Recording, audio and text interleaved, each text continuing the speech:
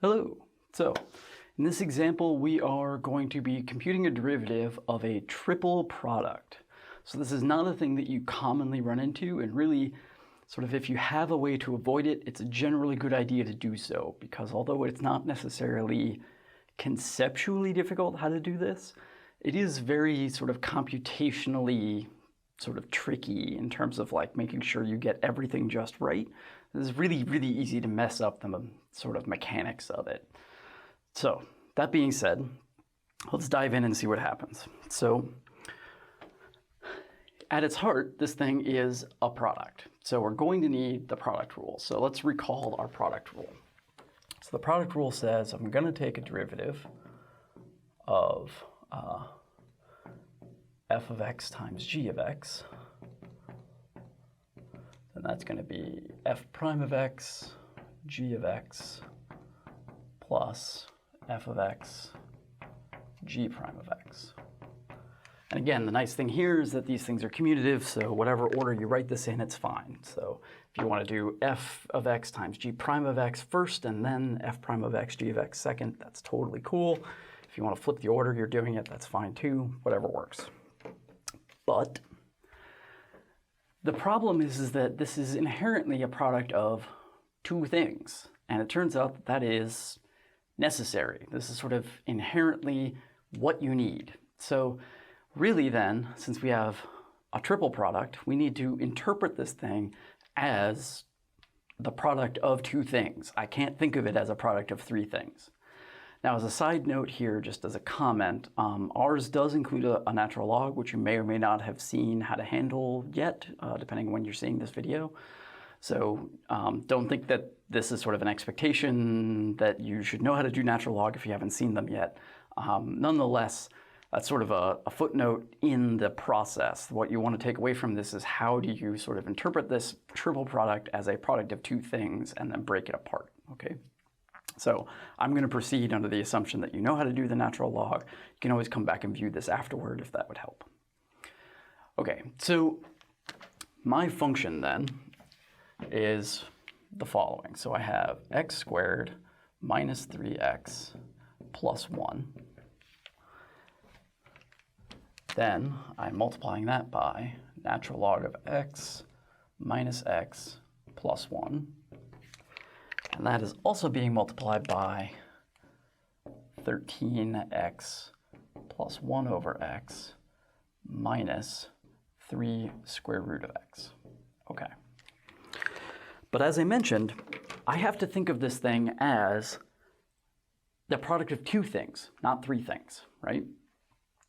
So to do that, well, it's actually kind of easy how I do that. And the way I'm going to do that is I'm just going to throw in some extra parentheses, or in this case I'm going to use brackets just because it'll be easier to see what's happening, but you could use parentheses. So I'm just going to throw in some parentheses, like here. So instead of thinking of this as a triple product, I'm going to think of it as this first thing times this second thing. So it's a product of two things, where one of them happens to itself have a product, right? But I'm not worrying about that part yet. I'm just going to think of it as this being my f in this form, and this whole thing being my g in that form, okay? So that means that I'm going to have f prime, so I'm going to want to take the derivative of x squared minus 3x plus 1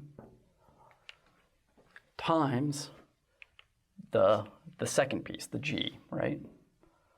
So that's going to be natural log of x minus x plus 1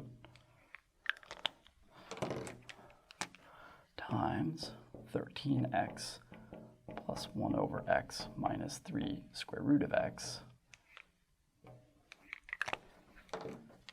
right?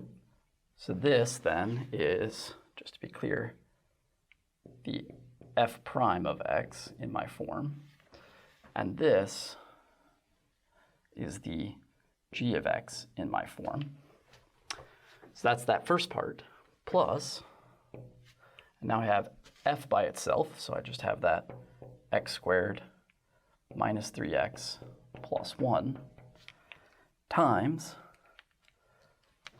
the derivative of,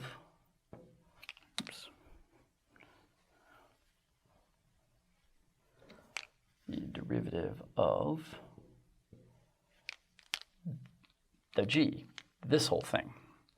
So I'm going to have natural log of x minus x plus 1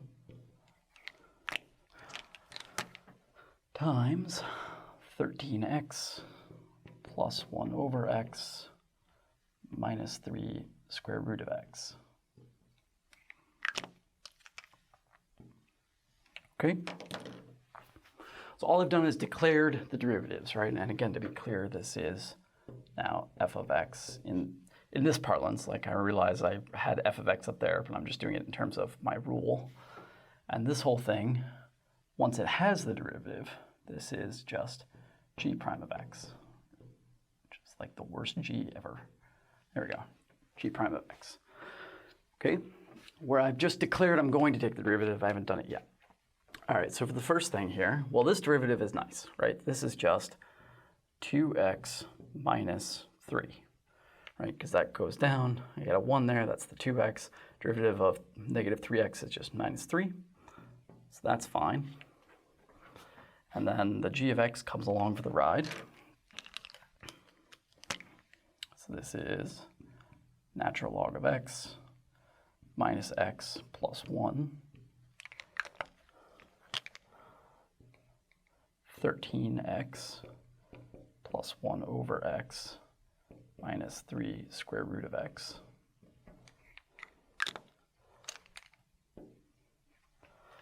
Plus, then I have this thing staying the same, so that's x squared minus 3x plus 1. Now here comes the fun stuff, times. So now I need the derivative of this thing, but this thing is a product, right? So my derivative then, I have to redo this rule for these two things. So I'm going to have the first natural log of x minus x plus 1 times the derivative of the second. So I'm going to take the derivative of 13x plus 1 over x minus 3 square root of x. I'm trying to write it a little smaller so it'll all fit. So sorry if it's a little hard to read. Hopefully it's okay. Plus, and now I need the derivative of this thing. Natural log of x minus x plus 1 times the last thing. 13x plus 1 over x minus 3 square root of x. Close. And close. All right. So let me pause here a moment and explain what just happened. So I wanted to take a product rule, but I had 3 things. So I made it into 2 things, right? This thing and this thing. Then when I applied the product rule, I was like, okay, I need a derivative of the first times the second plus the first times the derivative of the second. So far, so good. Then I computed derivatives. Well, to do that here, that was easy, right? Derivative of a polynomial, did that, no problem. This thing stayed as it is. Then, plus this thing stayed as it is. But then I needed the derivative of this. And the derivative of this thing is also a product. So I needed the first times the derivative of the second plus the derivative of the first times the second, right? So same idea, I'm just applying it now to here instead of these two, right? So now this thing all stays the same, so I can just rewrite that.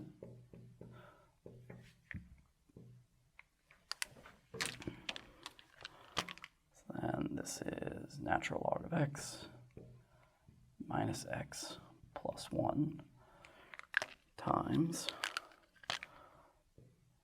13x plus 1 over x minus 3 square root of x. Close. Plus that thing's still the same. So this is x squared minus 3x plus 1. And again, as a reminder, right, I only declared that I'm going to take the derivative. I haven't done it yet, so that's what I'm doing now. So I still have the first. So this thing is the same. So this is just natural log of x minus x plus 1 times the derivative of this. So derivative of 13x is just 13. So this is really, as a note here, I can think of this thing as x to the minus 1, and I can think of this thing as x to the 1/2. So I can use the power rule on both of these, right? So I'm going to have plus, but that negative is going to come out. So I'm going to have negative x to the minus 2, right? Because I have the negative 1 in front, which gets me that negative, and then I subtract 1, so I get to negative 2. Then here, I'm going to have minus 3. Then the 1/2 comes down, so I'm going to have 1/2. And then I subtract 1 from that, so I'm going to get x to the negative 1/2, right? Because 1/2 minus 1 is negative 1/2. Closed. So that's this thing. Now I'm going to take the derivative of this. So the derivative of natural log of x is just 1 over x. Derivative of minus x is minus 1. Derivative of 1, that just gets obliterated, so that goes to 0. And this thing stays as it is. So this is 13x plus 1 over x minus 3 square root of x. Now, as mentioned, it is really easy to make a computational error, right? So this is why it's not that it's difficult, right? Because the big idea, the big step was to just put some brackets here and think, this is right now it's multiplying two things. I'll just ignore the fact that one of them is itself multiplying. Not a huge conceptual leap to make there, right? It's not that clever. But doing out all of the product rule in the product rule and making sure you get all the signs right and each individual piece right and you're taking the derivative of the right term in the right spots, there's a lot of room for error. So usually when you have something like this, it's a better idea to sort of at least see if you could multiply two of the terms together without making too much of a headache. So if I were actually to do this sort of normally, I'd probably take these two pieces and multiply them together, because these two pieces are both all powers of x. So when you multiply them all through, which is annoying, I'm not going to lie to you, it's not going to be great, but when you have done that, it'll still be some sort of all powers of x thing, and then you could do just a regular product rule against this other piece. And it would be sort of a lot less computational headache than this craziness. Okay, so that's that.